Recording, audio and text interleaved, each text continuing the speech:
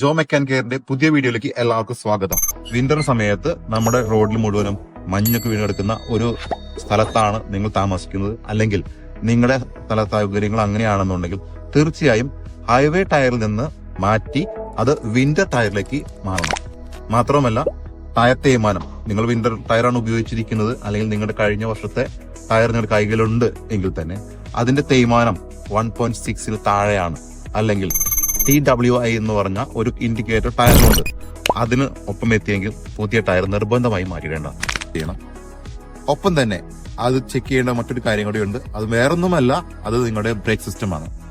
Break സിസ്റ്റത്തിൽ നിങ്ങളുടെ brake pad അഥവാ brake disc, even drum brake ആണെന്നെങ്കിൽ കൂടി അതിന്റെ ഉള്ളിൽ വരുന്ന ബ്രേക്ക് ഷൂ എന്നിവയെല്ലാം ചെക്ക് ചെയ്ത് റീപ്ലേസ് ചെയ്യേണ്ടതാണ് എന്നുണ്ടെങ്കിൽ അത് മാറുകയും സർവീസ് ചെയ്യേണ്ടതാണ് എന്നുണ്ടെങ്കിൽ അത് സർവീസ് ചെയ്യുകയും ചെയ്യും.